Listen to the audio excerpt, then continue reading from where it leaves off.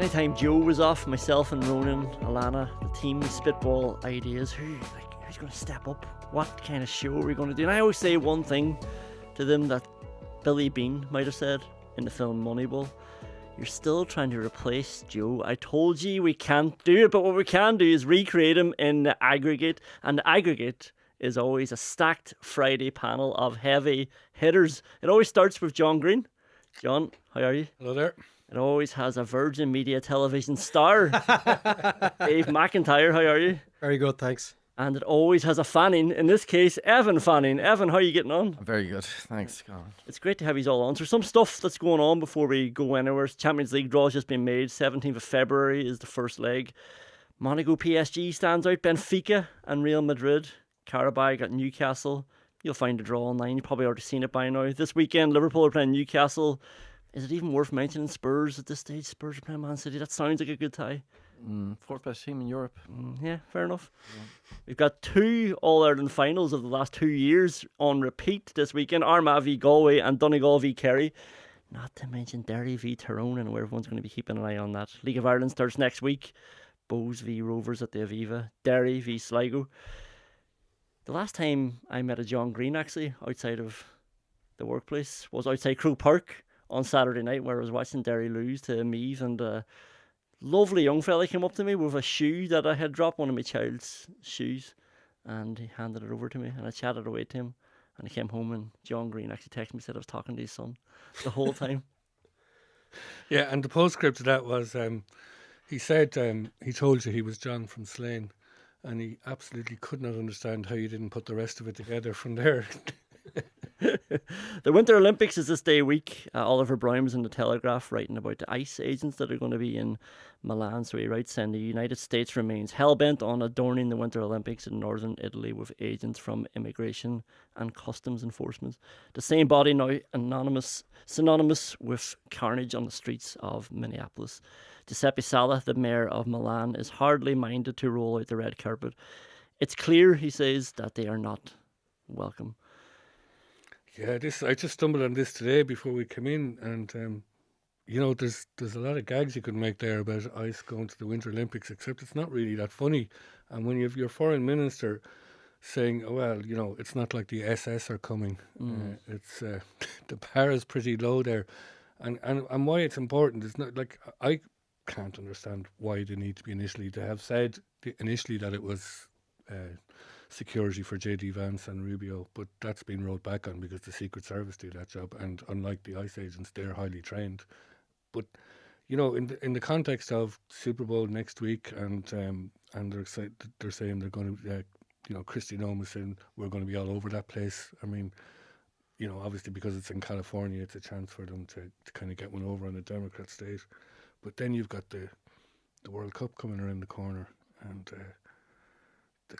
the kind of dystopian pictures we're seeing coming out of America. We were just talking of it. It's actually hard to even watch it now at this stage. It's like something out of a really scary movie now.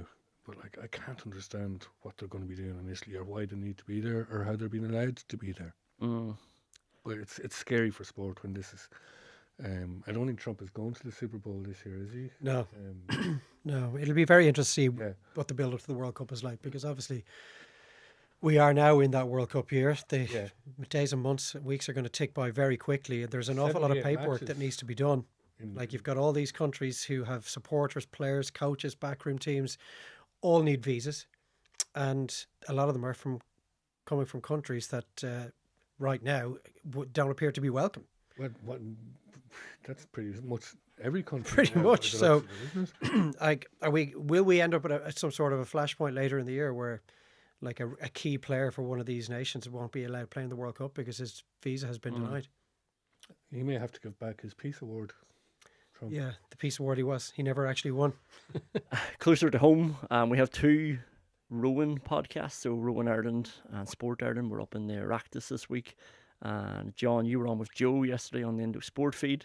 Really good podcast on everything that's been happening there on foot of the Sunday Independent investigation. And we have Paul Kimmage on the Indo Daily as well. So those podcasts dovetail nicely together if you want to catch up on that. And tonight there's a live show at the Helix. So Six Nations is starting next week. Dave, I believe you're in Paris.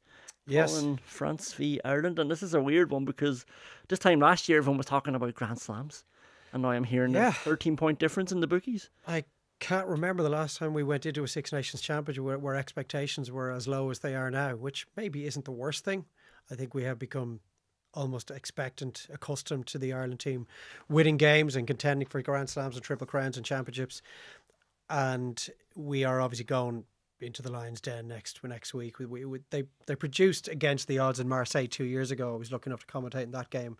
Probably the only standout performance that Ireland have produced since the World Cup in France in 2023. And expectations weren't that high that night, even though France were without Dupont that time. He is around this time around. But I don't think it's the worst thing in the world to be going into a Six Nations Championship, the penultimate one before the World Cup, missing so many bodies. Andy Farrell's often talk about how he and his players love to embrace adversity. Well, they are staring adversity in the face going into the Stade de France next week, missing like players in a lot of position, but particularly the front row. And this is the time to find out how stacked we are and where our major shortfalls are, not in October 2027, when some of these people who may well be expected and required to play a big role of the World Cup haven't been road tested at all. What's your sort of prep, if you don't mind me asking? When do you go out to Paris? Do you put aside 2 full days to do your research, write your notes? Like, I remember Clive Tilsley, was it, who famously put out his notes? Yeah, little industry. I don't think there's much of a demand for my commentary notes as there is. Tell you what, I would take the Dublin v Meath one from last year, Dave. That was one of the finest pieces of commentary. Well, I'll send you the documents if you want to pin them up on above the mantelpiece at home. It depends. It depends what competition it is, how often you might have done the teams in the recent past. But this French 23 is going to look a good deal different from the ones that would have played in last year's Six Nations Championships. There'll be a bit of work to be done there. But I'm going out Wednesday afternoon, so I'll have all day Wednesday afternoon, all day Thursday to kind of just make sure that I've the I's dotted and the T's crossed. I can't wait, to be honest. The Stade de France is amazing for a Six Nations game. The last time I was there was the World Cup final between South Africa and New Zealand, so it'll be nice to get back to that. The prep will start this weekend. Tomorrow and Sunday I'll spend a bit of time chipping away at it, doing a lot of reading, watching the last few meetings of the two teams, and watch some URC Champions Cup highlights, see who's the sort of tries that have been scored, and obviously listen to all the Indo sport output over the next week. Good man, Dave. So yeah, really looking forward to it. Well, it's interesting to have the collection of aggregators, I suppose, that I called these earlier on with us today, but people from 3 different mediums primarily, I suppose. So Evan, you're running Fabric Social, you're very much an influential face there, an influential mind. That's a company that's doing a lot of campaigns with brands and bringing, I suppose, brand messages to life and social. Yeah, so we're a social creative agency essentially, so we run social channels and strategy and content for lots of different brands in Ireland, and we do a lot of sport content within that. We work with Sky, so we do a lot of stuff with the Ireland football team. We work with Lifestyle Sports. We recently just launched the new Ireland kit with Troy Parrott and Abby Larkin, and kind of devised and created all the social content strategy, and all that's obviously being a social first campaign. That's not a TV campaign necessarily or anything like that. It's working with Lifestyle to deliver it all socially first. So yeah, but obviously we go back into the media landscape, into sort of digital media, and then my background is obviously prior to that working across legacy media, shall we say, Guardian, Telegraph, stuff like that. No, but you were instrumental, I suppose, when I worked in Joe and we started podcasting. I think it was 2016 was our first podcast, and you were very much driving that. I think it was the GA one that we started with, and then we started getting brands coming on board then for the podcast. So it completely changed the way we were thinking in there, and it probably has informed a lot of decisions nowadays in Irish media. So you're still very much influential in that. And it's good to have yourself and to have Dave, suppose, from the TV side of things, and John from the Sunday paper side of things, because Rory O'Connor was on the Left Wing podcast and he said something interesting. He was at the Six Nations launch in Edinburgh and he described how traditional rugby writers are down the pecking order in terms of the priority when it comes to talking to players and talking to coaches. So one of the things he said to Will was a very interesting microcosm of where the media is at. We used to be the main event when I started, but now it's influencers and content creators and people with phone and cameras. And we're off in the corner waiting for our 5 minutes. You just know where you stand in the world. I thought that was an interesting, line from Rory, John. Yeah, well, look, as the world of the legacy media has completely changed. I'm not on the road, obviously. I'm on the desk now, but obviously our requirements from what people are doing now for us has changed. Yeah. On foot of that, and it's evolving, and it's not a bad thing or it's not a good thing. Personally speaking, in terms of the written word, shall we call it, be that independent.ie, Irish Independent, whatever. I think less and less these kind of gigs, these kind of player or gatherings that are in controlled environments are of less interest to us and our audience, and they rightly now sit in other areas, like in the social sphere, or in a lot of sports are producing their own content around what their rugby, soccer. You were talking about the new GA studio, and this is the way it's going to go, this controlled environment. And I don't think that's one that we need to be part of, to be perfectly honest, because we can bring something else. We do bring something else. We bring a level of experience and expertise and insight to sports journalism. And I think when Andy Farrell says, or what any manager says in the GA, is not really our market anymore. And you have to touch on it, and you have to dip in it, and you have to pick up on little bits and pieces of it. But you mentioned the rowing as that's a good example of something that's outside that sphere. Yeah. That's got value and that's of interest to people. Yeah, Rowan Ireland aren't going to produce all that content No. for the last few years. But I think on that Six Nations launch, like all you hear, and look, I've been to Six Nations launches. I know the beat there. Like I go on a limb and say even Rory is going to struggle to produce great journalism out of that event. Do you know what I mean? It's 5 minutes of Caelan Doris or different captains talking about, like, okay, we've got some injuries, but we can do it. Like what we used to call in the garden, we used to laugh at, like, footballer wants to win football match quotes. Like, they all want to win. It was never really set up for that stuff. So like you said, it's best avoided, I'm sure, to go and do those things. But why not? Like, if they're delivering sound bites from a Six Nations perspective, they're actually better off. They're going to get more reach, more personality from the players by bringing in inverted commas content creators doing some winner stays on quizzes or whatever it is that those channels do. If anything, and you get your reach and audience. Yeah, if anything, for our kind of media end of things, the real value for somebody like Rory or Keane being at these things is just to develop relationships with people. You might get 5 minutes, but like you have to be there to that's your beat. You have to know these people and you have to know what's going on. And in the world of media, you'd see it with the political correspondents when they're up in the Oireachtas or in the Dáil a lot. It's all those little casual contacts that you have with people that develop relationships. That's how you cover your section, and that's the real value in that now. Yeah, you're being told little bits and pieces off the record, and you do very often hear, someone had to speak anonymously with a view to protecting relationships. That's why it is very important for someone like Rudd to still be on the beat. I was on that beat with Rudd for years, and you could count on one hand that you managed to get something from a player or a coach that was of much interest. Really, the only quotes that are of any value nowadays are post-match. And even we just need to go back to the Bells of Croke Park on Saturday for a fairly innocuous question that was asked of Jim McGuinness after the Donegal-Dublin game on Saturday afternoon, and how much analysis and discussion was generated by his refusal to answer what seemed a fairly fair question. Obviously, you want to be speaking to these people as close to the full-time whistle as possible, because that's when their emotions are still running high, and their guard might be not quite as strong and structured as it would be an hour later when they've had a chance to parse their thoughts. But in terms of pre-match stuff, any sort of a pre-match interview nowadays, there's just an element of the box ticking to it. You're rarely, unless it's a Jose Mourinho or somebody who old school, he's trying to get some sort of a message out there. It's so rare now that you hear something that raises an eyebrow in the build-up to a game. Yeah. And Rudd said that before. I remember, I think it was the week before that we were on Bits and Bobs together, and he was sort of saying, I wish I was going to the Connacht match. Or, he knew it was going to be a tough gig, but in fairness to him, actually, he's picks on interest and out of being there. Like he said, you have to go to these things. And that's it. You're still getting a feel for the place. Exactly. You're testing the vibe. You're speaking to other people. You might be speaking to PR people who are working with the various unions, you might just have a little chat with a physio or something, and you never know what sort of little tidbit of information you would pick up. Yeah. We got an email in from Alan, and he said he's living in London. He was back in Cork for the weekend to see his parents and attend the hurling. Speaking to my sports and newspaper mad dad about your podcast and how I think he would love it. He reads the Examiner. Okay to say that, John? From back to front Broadchurch every day, and he watches every sport since he recently acquired Sky Sports.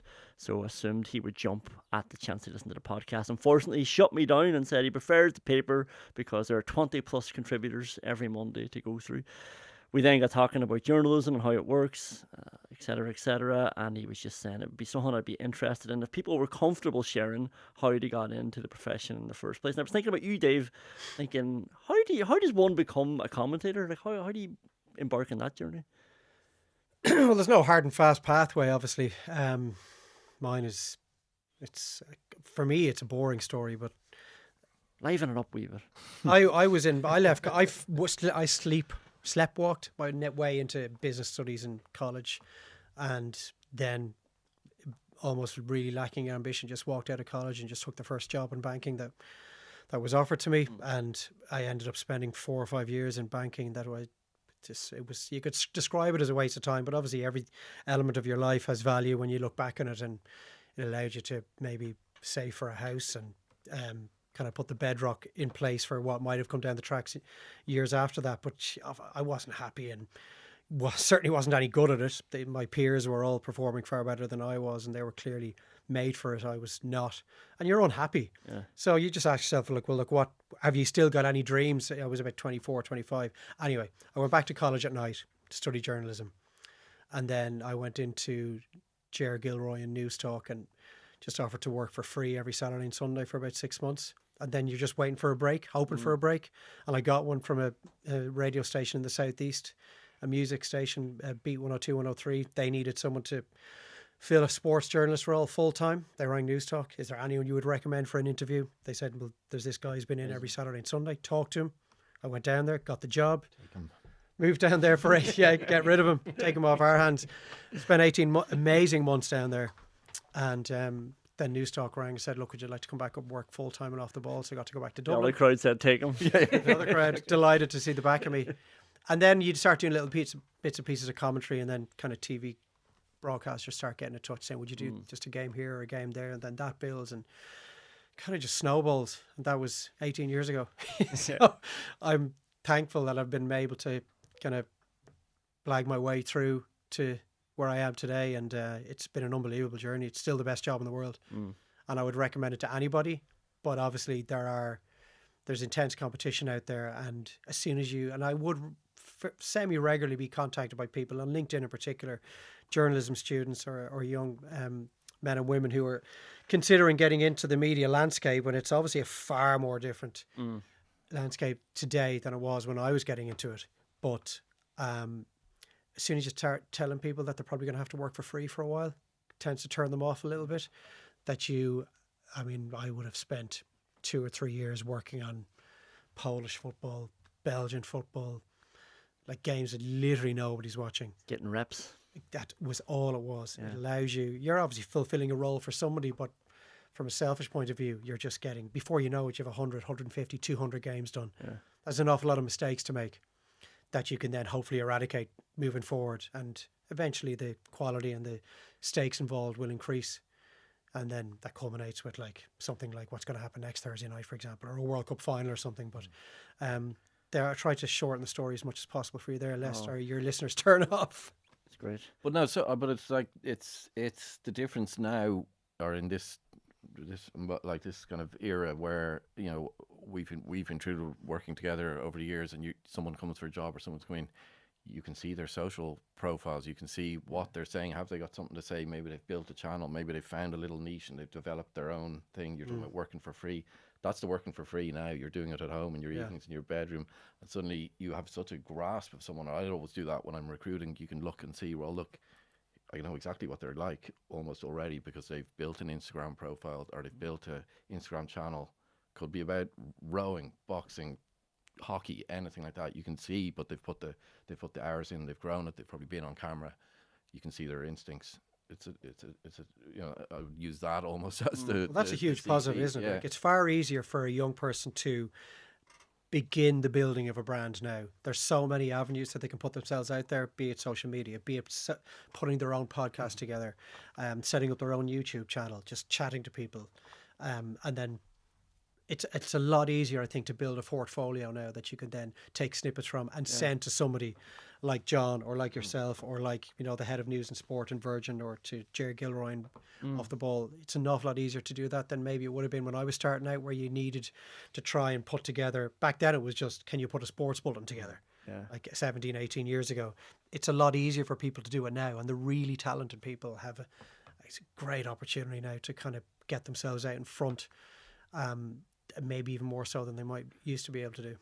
You personally, Evan, or did you deliberately continue to change and evolve as the years changed? Because, you know, obviously you went Guardian, Telegraph, Joe, but then even Joe was website editor, podcasts, UK, digital space, now Fabric Social. You know, you've constantly production in there as well, so it's always something different. Well, yeah, I mean, I think it was never planned as such, but I think when I landed into the Guardian in 2008 for the Olympics, that's when I started working there, and the Guardian was obviously quite in terms of the shift to digital and the shift from print to digital, it was quite advanced and was quite ahead of the curve on that. But then shortly after that, or later that year, we did the full integration, where there was and that is very inside baseball stuff. I'm not sure who it is, but where everything became one sports desk, for example, and there's no differentiation between print and everything being online first. And then I just evolved, and I guess, like, you know, over that period, then Twitter became from a niche thing to just this huge engine of news for that every, you know, became the first port of call probably for every newsroom or media or news desk out there.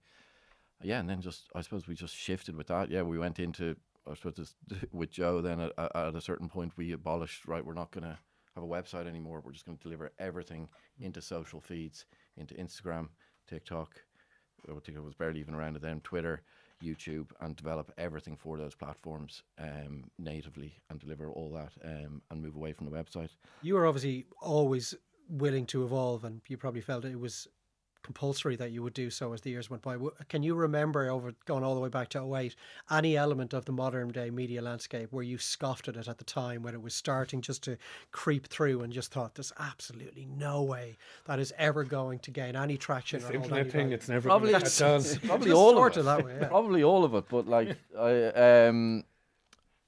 yeah, I don't know. It's definitely Twitter. I mean, I remember like the first people trying to show me Twitter who were kind of, you know, not unlike, you know, TikTok now. Is like, a couple of the younger guys in the office are all over Twitter, and they're showing to me, and I was like, I don't know what this is or what doesn't make any sense. Here's your guys in your little chat room, and then suddenly it obviously exploded. So yeah, I mean, I think there's always those things, but like you realize the power of them, and you see what way the direction of travel and how people are using them, and quite quickly, if you're open to it, I don't have to be an expert on any of them, just to trust that that's the direction things are going, and put your faith in people who are the experts. But again, look, but at the same time, I think everything can coexist. Like, I think there's a wonderful space for long form journalism. You know, we started talking about the Six Nations. Also, that's a PR event and is bite-sized content pieces. So, you know, maybe it's best to use the social. There's lots of room for everything to coexist. Yeah. And have you found that hard over the years, John, the changing media landscape in terms of you're still producing long form journalism, definitely, but asking the journalists to also then, like we're talking about Rory O'Connor, who's mastered a podcast now, doing loads of video, doing loads of long form analysis. Like they're going like it's a hard gig. You know, you go to an Olympics or a World Cup, Rugby World Cup, it's all day, every day. You're contributing to podcasts, you're making videos, and then you're producing copy as well. Rud is still expected to do the job he was hired to do, and everything else on top of that. Then, but in terms of the overall, like, I mean, I'm obviously the elder statesman in the room today, and so, you know, I go back to when I started to the old linoset machines where people were, a journalist would write an article or type an article on a typewriter and then hand it to somebody who would then retype it. I mean, so like I saw that happening. I happened to work in, my very first job was in one of the first newspapers in the country to go all computer, so that the journalists had, if you remember the old, what were they called, the little Macs, do you remember those little, the very first Mac, Apple Mac? They were a fantastic little machine, a quirky little machine. So that was the Longford Leader, and so I've seen all that change. I've seen, from the height of the Sunday Independent selling over 300,000 newspapers a week at one point. I tell you what hasn't changed, and it doesn't matter whether it's what your platform is it still boils down to a few basic things. And number one for me is content, obviously, the quality of it. And if it's shite, people won't engage with it. If this podcast is shite, people won't listen to it. If the stuff that I commission as a, if the stuff that I've commissioned for the paper and for the website this week isn't good, people won't read it. And you build that up over time, that there's this trust that people have that when they come to a certain brand, they have this understanding that what they're getting is quality, but it's reliable. But the one thing and this goes back to my old Sunday Independent training back in the early 2000s. It's personality, having that richness of personality in the content is for me always at the heart of everything that we always have done. And that hasn't changed, and I don't think it will change.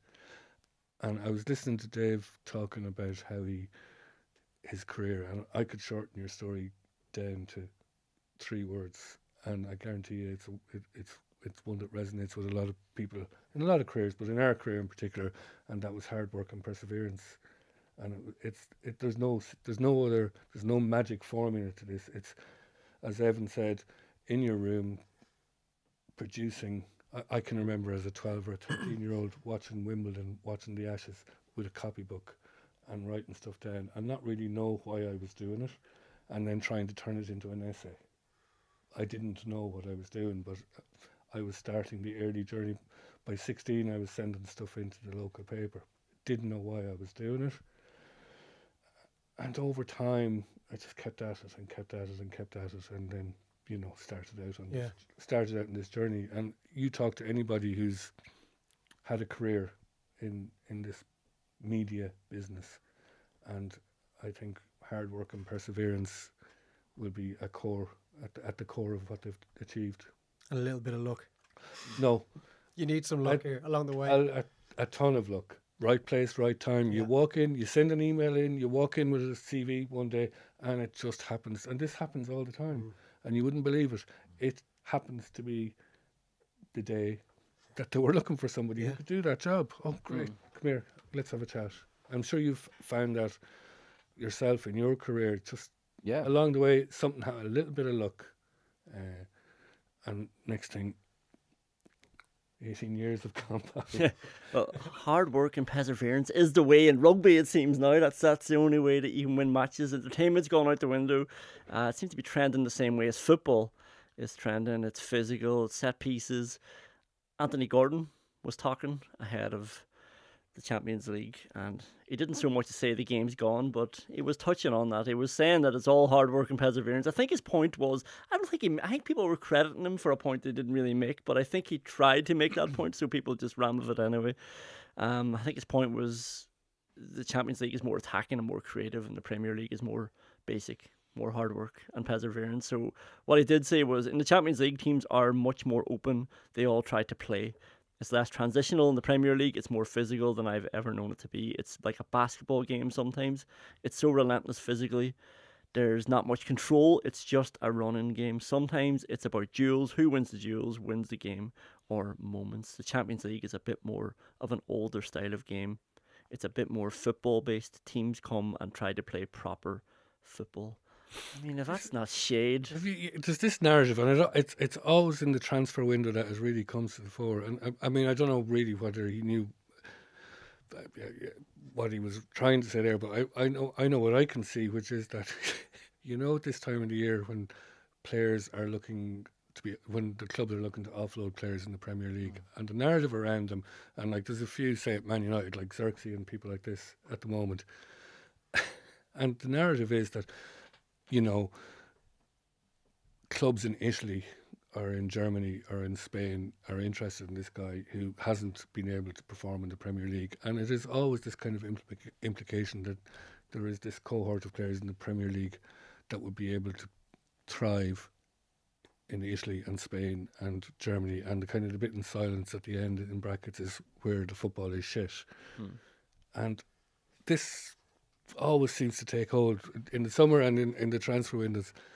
And I don't understand this kind of how this Xerxes guy, how Scott McTominay was. He's the greatest player in the world. Yeah. Or who was the other guy who left United? Anthony. Long list. Highland. I'm able to long list. How they can go and thrive in these other leagues because their football is different, and the implication being that it's not good. I don't understand it, But yeah, Well, it's a farmers' league, is what they say. Like that's not so much an implication as a direct. Spurs finishing fourth in the giant Champions League table. 5 Premier League teams in the top 8, is it? Yeah. And Newcastle have Carabao, so 6 will probably be in the last 16. I think it was the last Champions League, not the final Squid Game style finish to it, but the previous one I watched the Spurs Borussia Dortmund, and you're thinking, okay, in paper this is a great game, and Dortmund were absolutely terrible. Spurs won easily. You could tell for 15 minutes this is a completely one-sided game, and there's only one win. And this is Spurs who are horribly bad in the Premier League. Yeah, and it's the a previous scroll. week. PSV went to Newcastle and got absolutely hammered.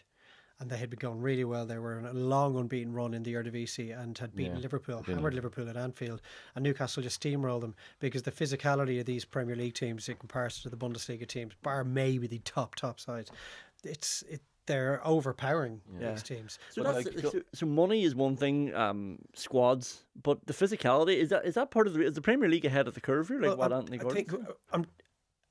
What I would say to Andy Gordon's point is, he isn't mentioning these teams, but he's talking about these low block teams like a Burnley, for example. So the Premier League now, you're seeing a lot more long throw set pieces become a bit slower, a lot more set pieces. So every week when these teams play in the Champions League, they're playing the best teams from those countries.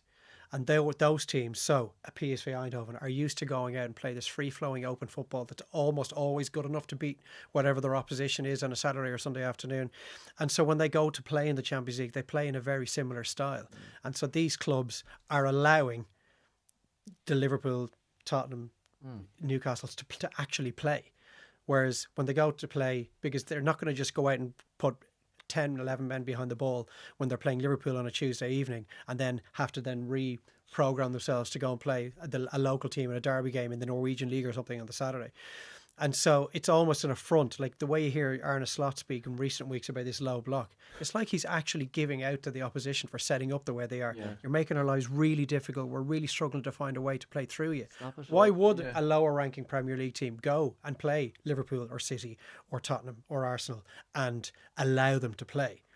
So I think the answer to what Gordon is saying is kind of pretty obvious.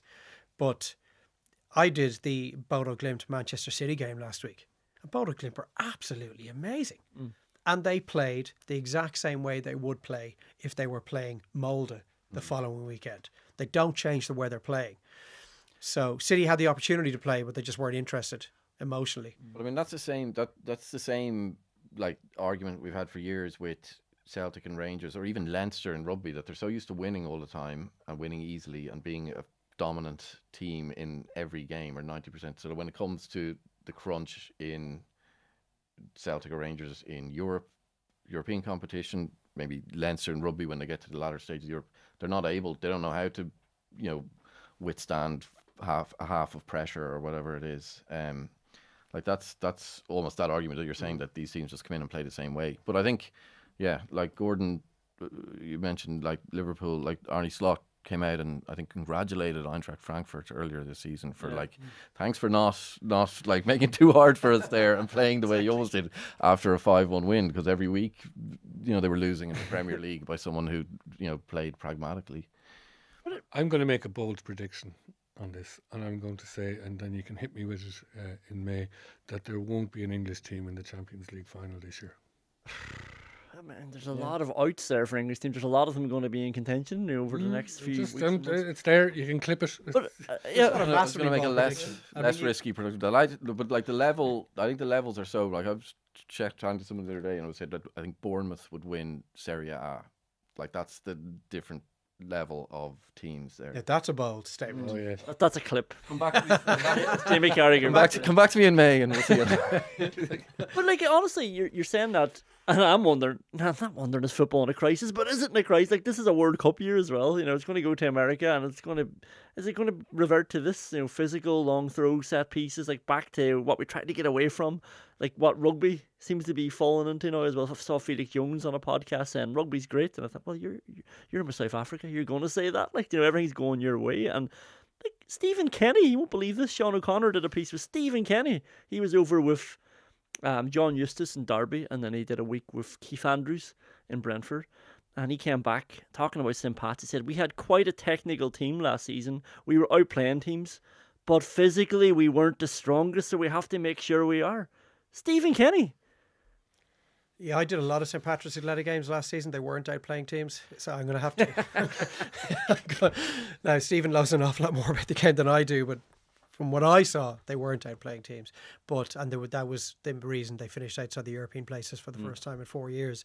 Who amongst us can remember a time when set pieces weren't vitally important to any team in football? Certainly in my lifetime. There were always goals being scored from corners and free kicks and penalties. And you have to go back 17, 18 years to a Stoke City team that built their entire Premier League existence around set pieces. So this is not anything new. I think what has crept into the game is that there's almost a rugby style preamble to the set pieces now. So if you were to watch a goal kicker in a game of rugby, they'll have their routine, or a free taker in Gaelic football, they have their routine. They pull the hair back and maybe stick the gum shield into your sock, and you take this certain amount of steps sideways and a few backwards. Declan Rice was doing that last weekend against Manchester United. It seemed to take 45 seconds to a minute for a throw-in or a free kick to take place. Yeah. Arsenal fans are complaining about that too, especially when they don't win. It's like we've wasted our own time. That's it. I mean, look, there's easy solves or easy fixes if this is a real issue down the line, which is like, I was watching the Bournemouth-Liverpool game last week, and I don't know how much time in the entire game is waited for their left back to trot to wherever the throw in is to take the throw in, and everyone's just sitting there going, well, that's fine, we'll just we'll have 90-second pause here while this guy ambles across the pitch to take the throw in, or whatever way it was. Like, they can clamp down on that if this is an issue. That's the problem. It just takes it's taking time out of the game, and rugby has a very similar issue.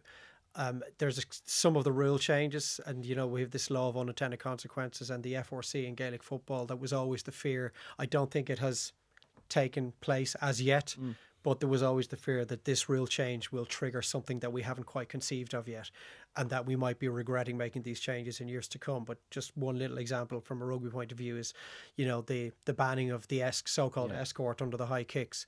Well, now every team is just pumping the ball into the air, and the scramble for possession on the back of it has become a bit unsightly, and that leads to more scrums, more penalties, more breaks in the play.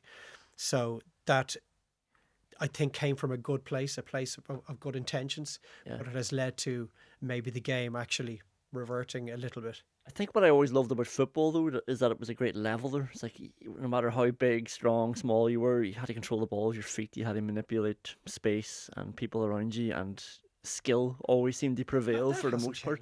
But I was watching, like, I'm looking at Stephen Kenny here saying that, our players weren't physically strong enough.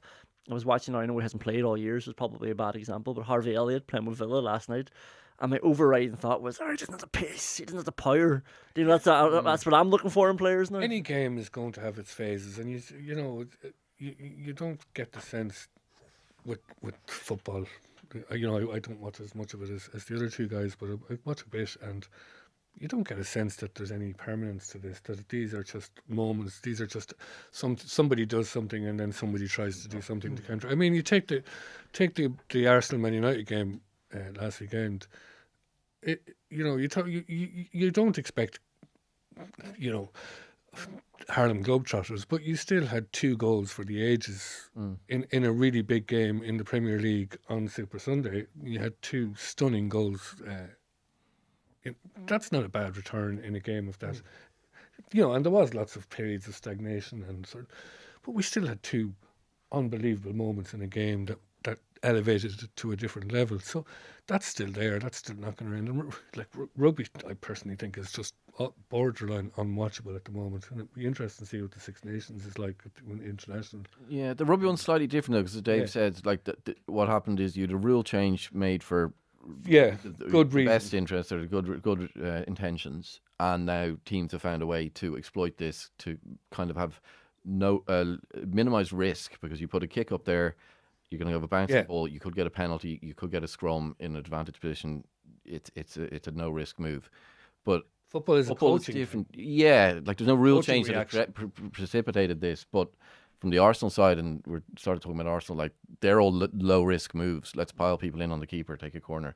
Let's just fling as soon as we're inside the other half. Let's just put a ball into it. It's the same low risk, potential high reward move, and that's. Gaelic football, which changed the rules because that no risk, high reward, or that no risk football had become the dominant teams thing. will find a way to do it. We didn't have time last year to. Exactly. Yeah. Someone said to me this morning, and it's not, and it seemed a bit harebrained, but the more I thought about it, the more sense it made. Like, say, for example, Manchester United left 5 players on the halfway line for every Arsenal corner kick, and all of their attacking players. They would all have to be marked. Yeah, Zerbi was doing that a couple of years ago. That's happened a few times. Like, people are doing it, but again, there's your kind of ballsy response to it. But they're too afraid at the moment, or teams are too afraid. It's like, okay, what if they don't? But if you're really what if they don't send to everyone a set back? piece, so you leave, from a United point of view, you leave Lamans, you leave Maguire. You leave maybe the other 3 defenders. People who are actually useful to you anyway. You're the best headers of the ball. Yeah. You leave those 5 in the penalty area. Arsenal are only going to put 5 players into suddenly there's way more space in the penalty area. But even Fernandez, Mbuemo and Diallo, put them standing on this halfway line. Put them standing 10 metres. Fair. If Michael Carrick sends 4 guys up to the halfway line when Arsenal are going to put in a throw, and Arsenal go, Grant, we won't go back. Someone heads in until they he's completely ridiculed. Until they concede, But if that happens first time, I mean, I know what you're saying, but again, like there's responses to all these things, and they take. Try to keep them honest. It's like the inside forward cheating, and I can remember the goal that Conor Callaghan scored in the All-Ireland semi-final against Tyrone a few years ago, and Mickey Hart accused him of cheating after the game by saying, well, we expected Con to track his man. Well, you know what? Con didn't track his man, and the ball was broken, and Dublin came down the field. If you want to credit someone for a goal like that, that's on you. And so maybe that's what United need to do. The United forwards need to start cheating and just stay where they are. Let's take a quick break here. Talking about skillful, jinky, small, pure footballers. Raheem Sterling doesn't even have a club. He's not even playing football anymore. And you're telling me this game isn't in a crisis? I just thought it was interesting. Obviously, this has happened this week. Chelsea and him mutually parted ways. But the decline from someone that they took from Man City, big statement signing. It was a real coup at the time. And he just scored 13 league goals the year before. And that was actually, I checked it, 2 more than Chelsea's top scorer that season, which is Mason Mount in the league. So they go from that Raheem Sterling to just quietly having his contract thrown in the bin at the age of 31, and they did it 2.5 hours before kickoff in their Champions League match on Wednesday night. So you know what happens minutes later. There's pictures hanging up in the feed of players walking into the stadium. There's a team announcement and there's updates from the match. Raheem Sterling news is completely buried, and again, just to go from that player, the guy who was the year before England's best player in the Euros, to nobody being interested in him anymore. It's a sad I said it to you. I said off air. I'd forgotten he was there. Yeah, exactly. And then I just saw, before we came down, I was just looking. Jamie Carragher has a piece up on him on the Telegraph website today, and Carragher is just reminding people, because again, you forget.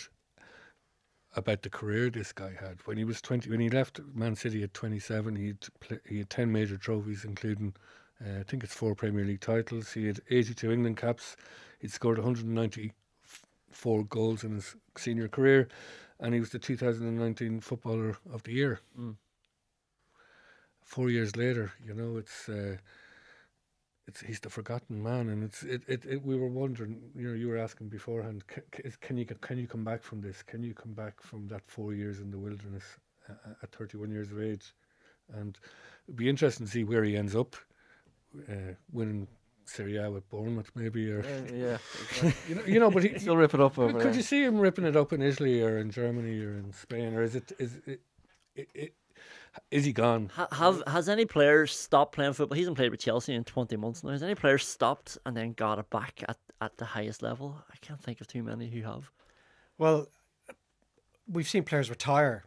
It's like Paul Scholes did, for example. Yeah. And yes, he wasn't the Paul Scholes of the 99 team or the 2008 team, but when he came back in 2012, 2013, he was still a very effective player. Good He'd obviously example. kept I'll give you that one. Yeah. in good nick. But in terms of falling off the radar completely in the midst of your career, and 31 is still pretty young, and there are still players of the ilk of Raheem Sterling who are still very valuable to teams. Looking at someone like Leandro Trossard at Arsenal, for example, similar stature, similar type of player. He's having a great season. So it's not like the game has passed players of his physical capacity by. We don't know what's going on in the background of Raheem Sterling's life over the last 2 years. Who knows what has been going on personally or physically? We just don't know any of that. Would it be possible for him to come back and maybe in a different setting, in a different league and perform? Of course it would be, 100%. But the thing is, he's been earning 300 grand a week for the last 10 years. So there's certainly no financial incentive for him to go and play somewhere else. Chelsea have bought out the bulk of his contract, so he's already been paid for the next 18 months. So he literally does not need to work again. He's achieved probably everything that he thinks he'll ever be able to achieve. So it may all come down to personal ambition and drive. Does he want to add to his 81 England caps? Does he want to play in another major tournament? Does he want to win another medal? Does he want to prove all the doubters wrong? Chelsea, City, who were both quite keen to get rid of him, went to Arsenal, could barely get a kick when he was there on loan. A lot of it will have to come from within.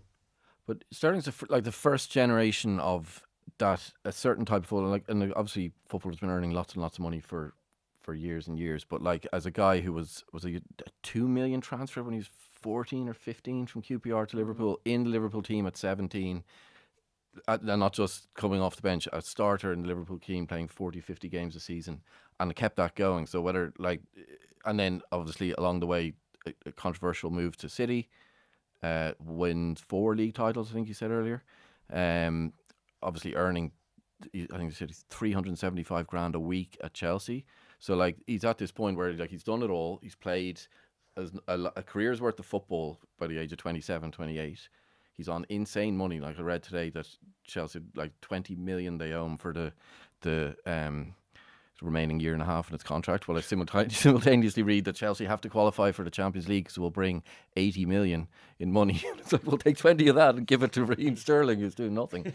But like, he is this unique, like that level of wealth, that level of achievement, that level of being playing from such a young age, and whether it's just like, I don't give a shit anymore.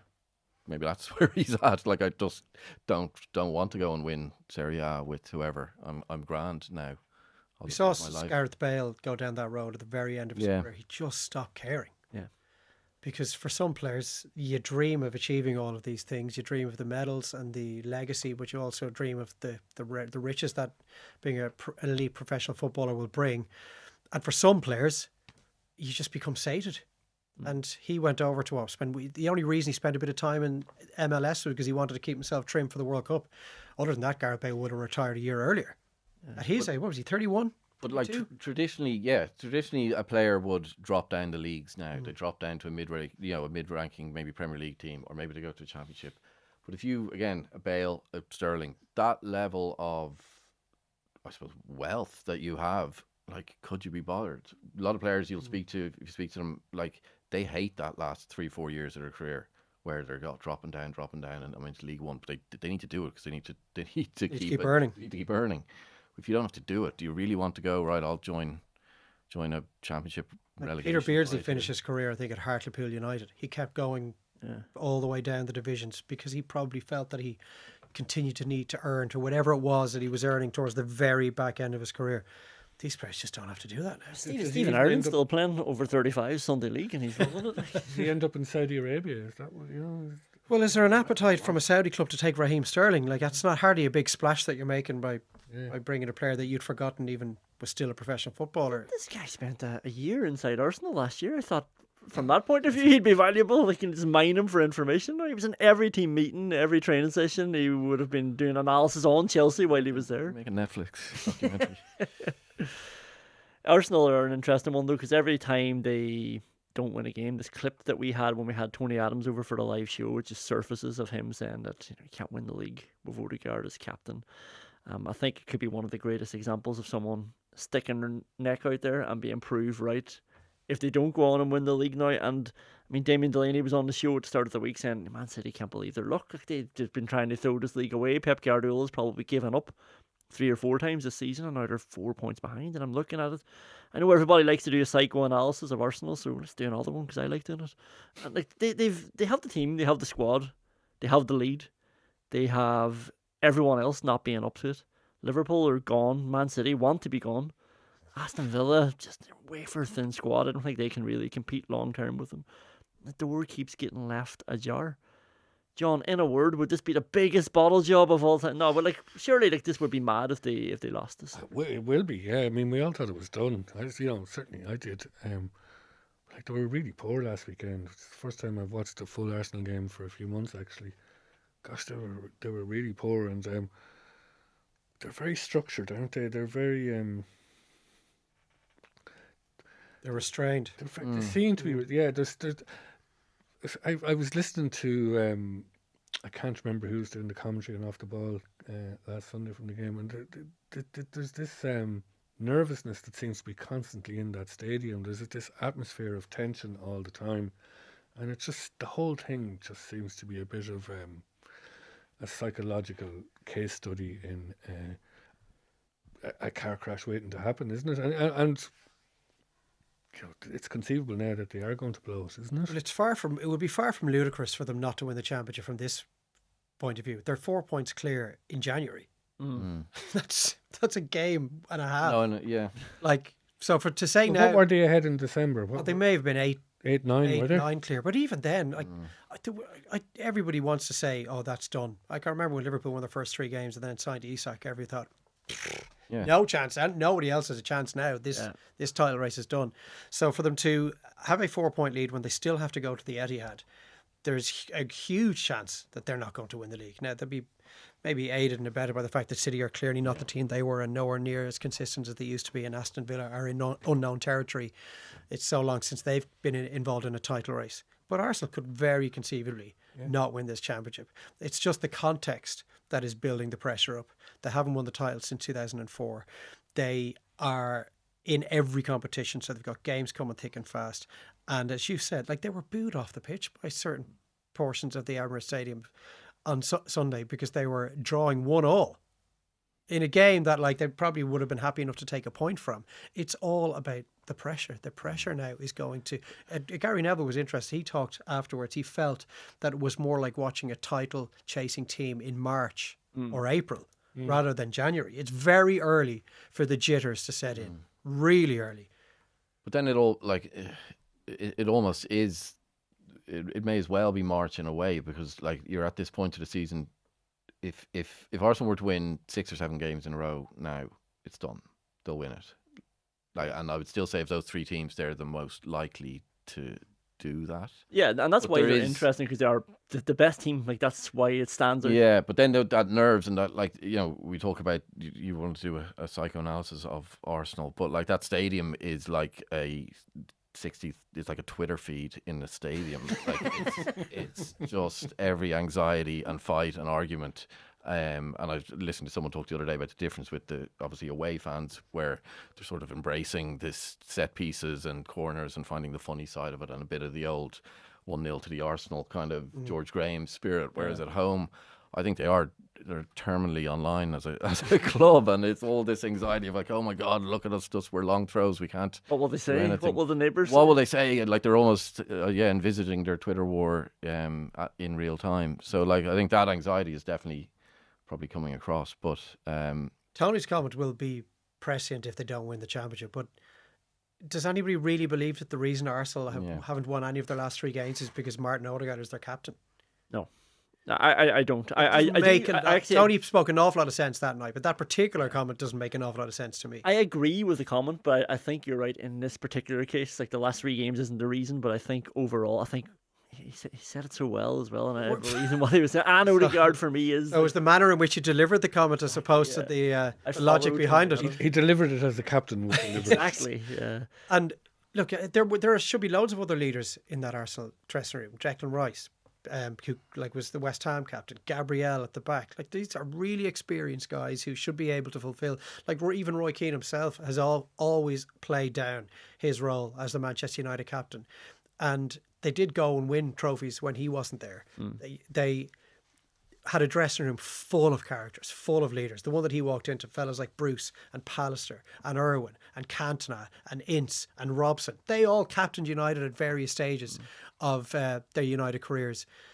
The fact that the armband happens to be on the arm of Martin Odegaard is irrelevant. That's not why they're not going to win this league if they don't. We're going to have to revisit this in May, Dave, and I'm going to have to there's tell you. there's a lot to come back to in May. Can Bournemouth win this area? Yeah, but was it Tony Adams' point not more that it's a reflection of Arteta that Odegaard is captain rather than Rice, and Arteta's mindset? Now, again, I'm not fully sure what that means, but that Arteta isn't Captain as geared. material.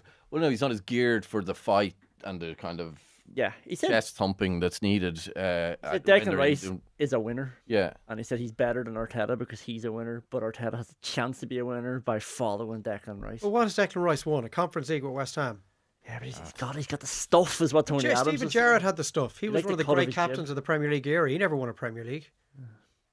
It's like, what's the relevance of the captain here? See, this is where in terms of Tony's comment that I just don't really understand. But Tony's having a dig at Arteta. Yes. Yeah. Not a dig at Odegaard. Not really. And he said Odegaard was a reflection of Arteta in terms of chopping and changing. And Odegaard will play this game and not play that game, whereas Declan Rice will play every match. Again, went back to the classic old school, what a captain represents, and he wanted that reflected in Arsenal. But it's not reflected in Arteta. Adams comes from an era when a captain had a different kind of a meaning than it does, I think, in modern football anyway. And you know, Adams, Vieira, Keane, they were those kind of captains. And it wasn't just in English football, it was across football. It's probably evolved out of that now a bit more. But I definitely think he's talking about Arteta there, and he's basically saying he doesn't think Arteta can win the league as the manager of Arsenal, isn't he? Well, look at Manchester City and the guy who wears the armband more often than not nowadays, like Bernardo Silva. He's very much of the Martin Odegaard type of player, isn't he? It doesn't seem to be a problem at Manchester City. Fernando was their captain for They're years. joint level on points of Aston Villa, Dave. That is a problem for Manchester City. But like John McGinn is the Villa captain. Oh, I tell you, there you go. But he's not. There we go. He is not a Tony Adams, Roy Keane, Terry Butcher style captain.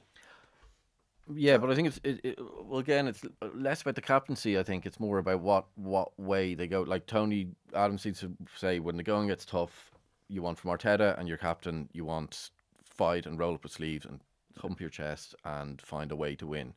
Arteta seems to be going, when the going gets tough, we're going to fling in a lot more long throws and just try and get corners and win that way. It's probably a bit of what Tony Adams wants as well, in fairness, so that is the contradiction.